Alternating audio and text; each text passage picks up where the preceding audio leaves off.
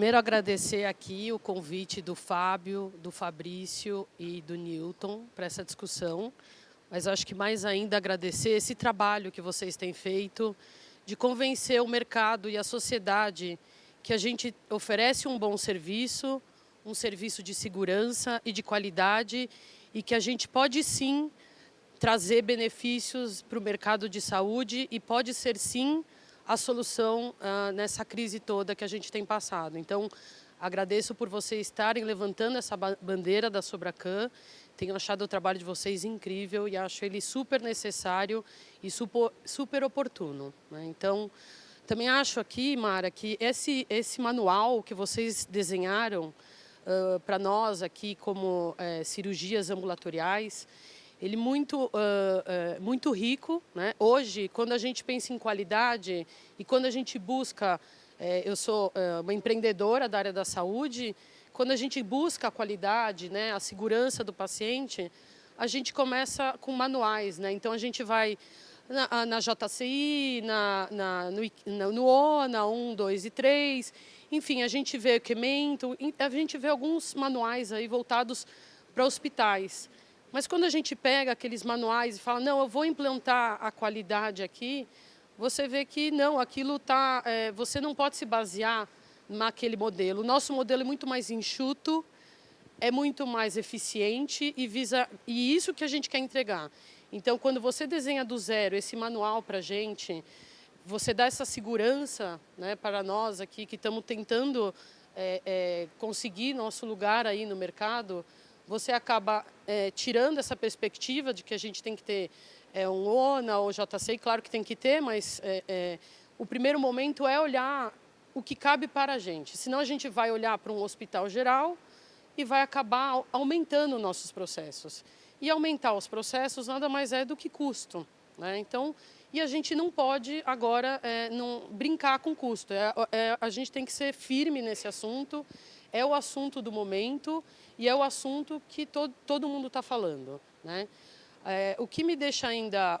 quando eu vejo todos aqui falando, e eu acho muito oportuno a qualidade entrar aqui por último, né, no painel, eu me sinto aqui um pouco numa sessão de terapia, porque você vê, é difícil convencer, é difícil falar, o convênio não quer pagar, você não tem isso na norma, então, a gente, como empreendedor aqui, passa isso todo dia, está todo dia nesse desafio, e quando a gente vem aqui, vê, não sou só eu que estou, tem mais empresas nessa situação, mais pessoas buscando essa solução, e que bom que a gente está buscando essa solução e ser ouvido, tá? Então, e aqui num fórum de qualidade, eu vejo a qualidade, né? Quando você fala em qualidade, você pensa em desenho de processos, né?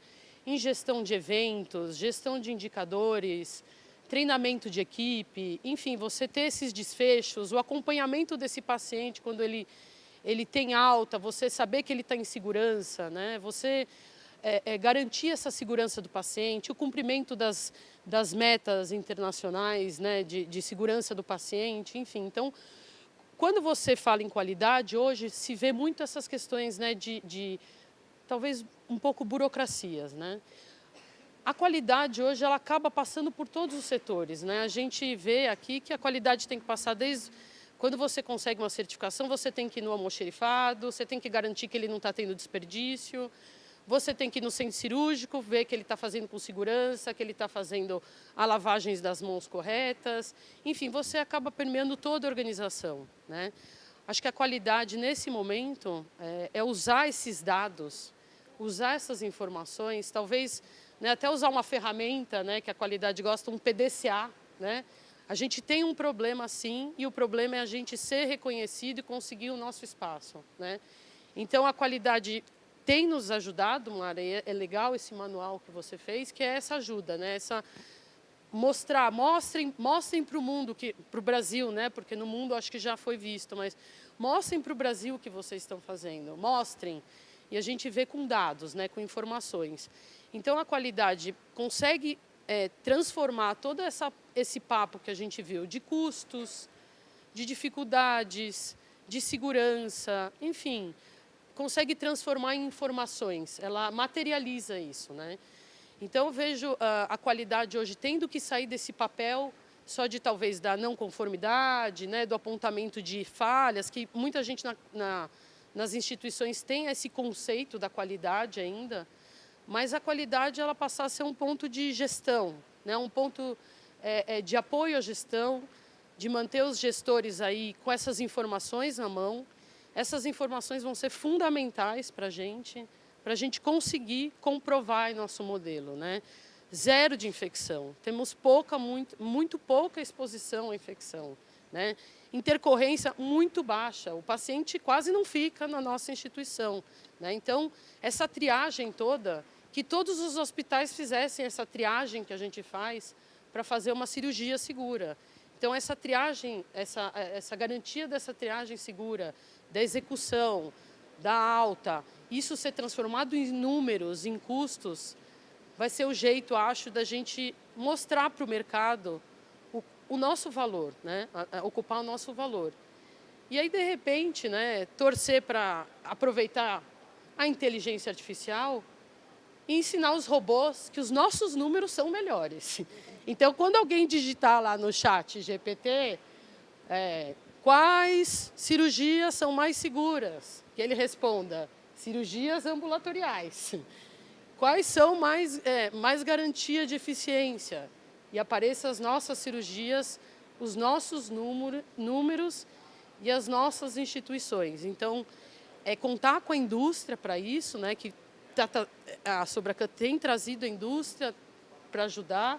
A indústria tem esses números, ele consegue traduzir também isso em números, que é o que os mercados querem ver, as fontes pagadoras querem ver, e a gente consiga traduzir isso em números e aparecer, né? Então, a gente sabe também que contra fatos e dados não há argumentos. Nada melhor que a qualidade para fazer os fatos e os dados e a gente conseguir provar e argumentar sobre o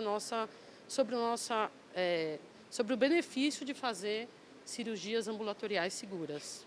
Então, é um pouco disso. Bem, novamente agradeço a todos. Tá saindo o som? Tá.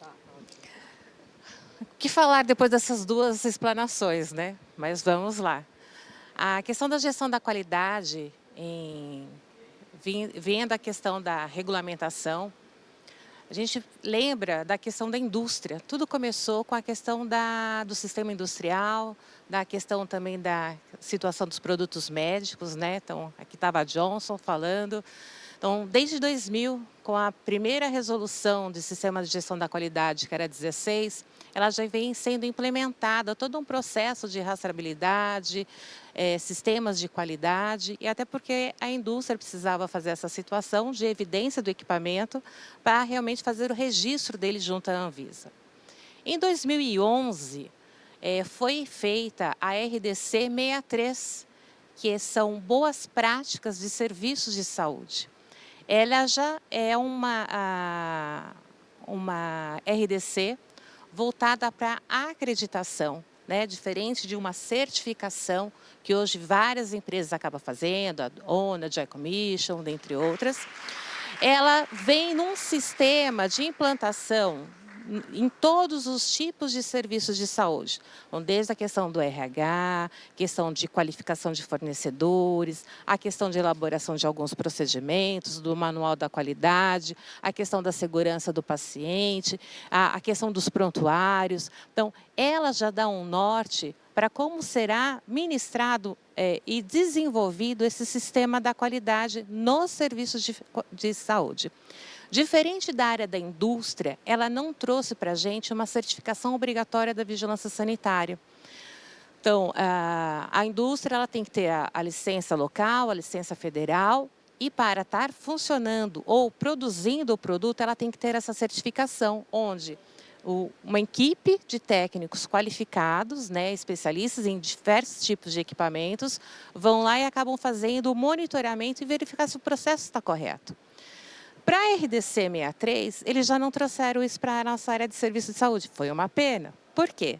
Aí nós estaríamos muito mais eficientes nesses sistemas de gestão da qualidade. E não somente um setor da qualidade, que a gente fala que todo mundo perpassa pela gestão da qualidade. Então desde da entrada, da recepção, da limpeza, do atendimento médico, como vai ser feito isso. Então, tudo é qualidade, de satisfação do cliente, né, após o atendimento. Então, isso faz parte da gestão.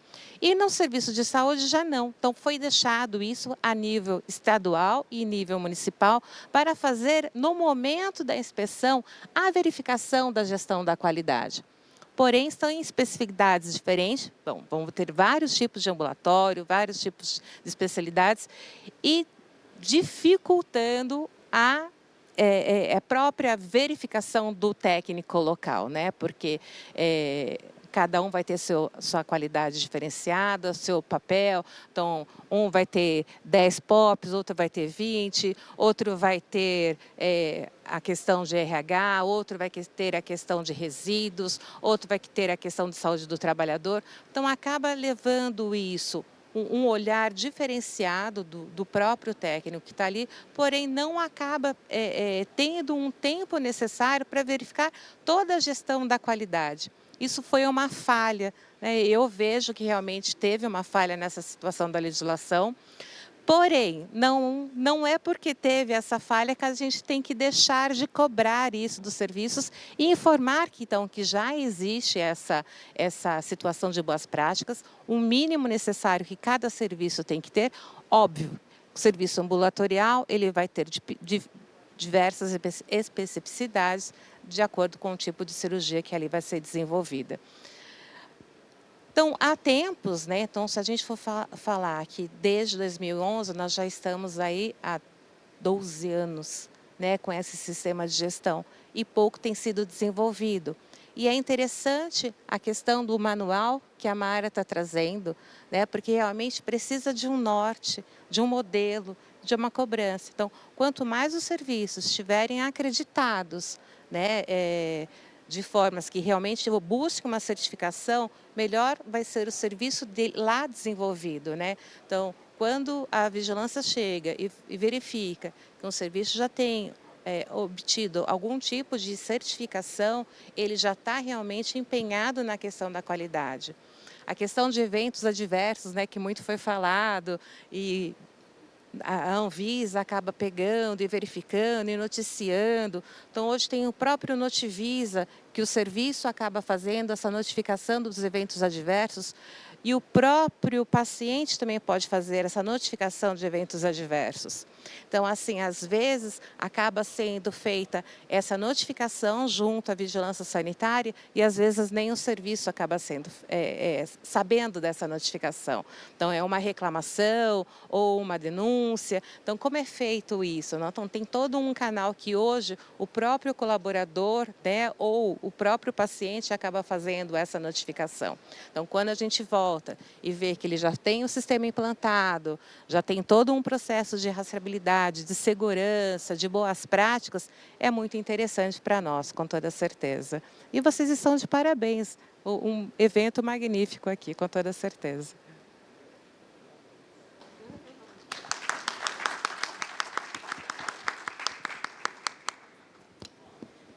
Posso só complementar?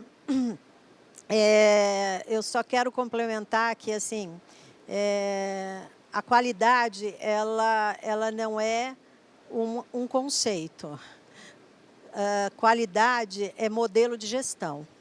Qualidade não é um certificado. A gente sempre comenta que se existem palavras nos últimos anos que foram massacradas, foi a qualidade, inovação, revolução, essas coisas todas foram massacradas, porque foram usadas de uma maneira errada e eu acho que nós, nesse tempo todo, nós perdemos aí um tempo enorme nas discussões, né, de qualidade, e qualidade não é um conceito, qualidade não é segurança do paciente, qualidade não é valor, qualidade é um modelo de gestão que sustenta a estrutura de uma organização para que os melhores resultados de segurança, de qualidade, de custo sejam atingidos no final. Então, assim, a nossa proposta com esse manual é trazer para as instituições o entendimento de que a acreditação não traz qualidade. O que traz qualidade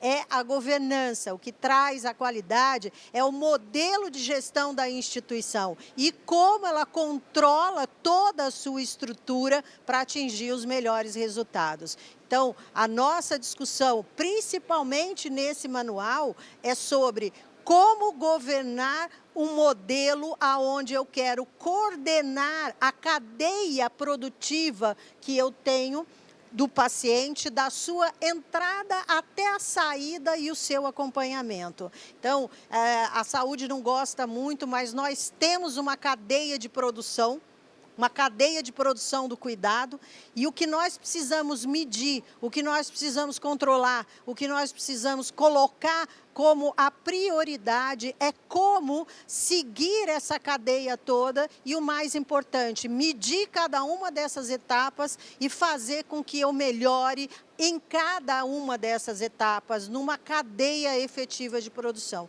Não adianta eu querer ter resultado se eu tenho o paciente diagnosticado errado, qualidade dos exames ruins. Então, existe uma cadeia e ela precisa ser acompanhada e tratada. É isso que trata a gestão da qualidade. Então, é um modelo que não tem um fim, e é o que a gente quer aqui, não é dar um fim para isso, foi acreditado, acabou. Não, isso é só o começo, porque a sustentação do processo é o que a gente tem de mais complicado dentro de tudo isso. E só quem traz qualidade para as instituições é o propósito ético de quem governa. Então, a gente volta na questão de que não está no manual, não está nos padrões, não está nas normas, nas regulamentações, mas sim nos princípios morais e éticos de quem governa, né?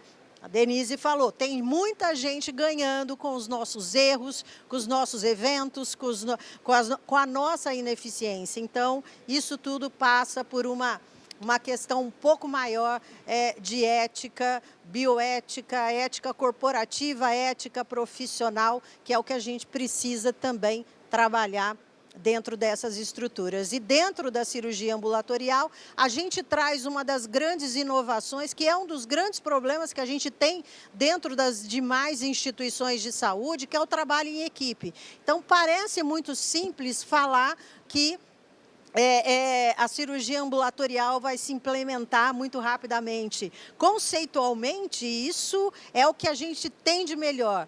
Eu entendo que o maior desafio nessa implementação vai ser o trabalho interdisciplinar. E a gente vem há mais de 20 anos trabalhando qualidade e hoje a gente fala de uma clínica transdisciplinar e eu ainda não consegui fazer 2 profissionais de disciplinas diferentes se conversarem. Então, eu entendo que tudo é muito complicado. Quando você traz um conceito novo, você vai falar aqui é o maior desafio, aqui é o maior desafio. Mas 23 anos trabalhando gestão da qualidade na área da saúde, eu diria que o trabalho multidisciplinar vai ser um dos grandes desafios que ainda precisa ser trabalhado, que as instituições de saúde, os hospitais não conseguiram resolver, a atenção primária não conseguiu resolver. Hoje, quando você fala de atenção primária, vem uma única figura, que é a figura do médico, né? E a gente continua entendendo a saúde com a figura do médico, né? A saúde cresceu, as disciplinas cresceram e o nosso modelo de negócio ainda está lá em 1800, quando eu tinha uma única figura dentro do setor, que era o médico. Hoje eu estou falando numa equipe, não dá mais para você falar de qualidade na saúde se você não tiver um engenheiro clínico, se você não tiver um especialista em TI, se você não tiver um arquiteto formado para a área da saúde. Então, a medicina evoluiu, o cuidado ficou mais complexo, por isso que a gente precisa de outras disciplinas. Então, no meu entendimento, um grande desafio, criar a cultura do trabalho em equipe, trabalhar em time, ainda vai ser um trabalho também a ser muito discutido dentro da Sobracan, que já veio com uma característica diferente, não é uma sociedade médica, é uma sociedade interdisciplinar. Então, eu acho que abrir essas discussões de como gerenciar conhecimentos diferentes dentro do mesmo propósito, que é a gestão do conhecimento, eu acho que é um trabalho enorme aí que a gente ainda vai ter. Mara, só completando, eu li o manual, né, que foi lançado e vi que lá tem bastante relacionado a treinamento, né? Treinamento, eficiência de treinamento, os desenhos dos processos, as interações dos processos, as garantias dessas interações, né, que é o que você está falando da comunicação interdisciplinar. Achei incrível e acho que é isso. Quem hoje faz as nossas organizações são os nossos funcionários, são os nossos colaboradores, eles bem orientados e eles bem treinados. O Fabrício outro dia fez uma colocação e ela ficou bem fixa na minha cabeça, que acho que um desafio também hoje que a gente tem uma equipe enxuta, né? A gente tem que ser enxuto, porque senão a gente não vai conseguir dar o resultado que a gente quer entregar para o mercado. Então, acho que o desafio, né, que o Fabrício falou, é como você manter esse funcionário que faz só engenharia clínica. Não, ele tem que dar uma olhada no equipamento, ver se o equipamento está bem, ele tem que dar uma olhada no paciente. Então, como ele consegue atuar e ser multitarefa, multitask, né? Então, também acho que é um pouco do futuro dos funcionários do mundo, né? A gente vê que os funcionários, né, que a força de trabalho não pode ser mais eu faço isso, eu sou formado em engenharia, eu sou formado em biomedicina, né?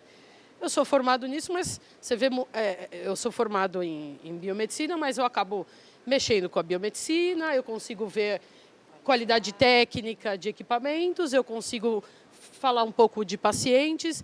Então, eu vi bastante no manual relacionado a esse treinamento e acho que esse nosso desafio é de ter essa equipe multidisciplinar, fazendo não só, assim, eu sou uma enfermeira, né? Não, eu sou... A educação continuada, né? Exato. Mas é isso que também vai manter a nossa eficiência, essa cultura aí dessa equipe trabalhando e ajudando em múltiplos setores. Sim, porque na realidade dependemos da mão de obra. Sim, graças a Deus. Né? Hoje, por mais que tenham equipamentos, tecnologia, ainda precisamos da mão de obra. Então, se eles não estiverem satisfeitos, se eles não estiverem treinados, se eles tiverem uma visão, né, da responsabilidade do serviço que eles estão desenvolvendo dentro dos serviços de saúde, né, nada disso vai ser efetivo, né, não vai dar conta. Então, E essa situação da educação, da disciplina, de trazer não só o prestador, mas esse colaborador junto a nós, e eles começarem a entender o papel dele, que é primordial no desenvolvimento das ações, todos ganhamos. Né? Então, eu acho que vai melhorar cada vez mais. E eu acho que isso tem mudado, né, Silvia? A situação da educação, do treinamento, hoje já está bem forte na maioria dos serviços. Óbvio que é uma questão de formiguinha e é o que eu falo, a gente sempre tem que fazer essa reciclagem, porque não é uma vez porque a gente treinou, não vai treinar novamente, né? Então tem que sempre estar lembrando, tem que estar sempre realizando esses treinamentos e dar a importância para que realmente a gente tenha êxito nessa questão de todos esses indicadores, né? Que nem muito bem colocado pela Mari. Não adianta a gente criar 1000 indicadores e não ter uma avaliação desse indicador e para que serviu esse indicador. Então, é muito mais fácil trabalhar com um número menor de indicadores, mas que você analise e realmente você faça diferença nessa situação. E a questão do treinamento é um deles.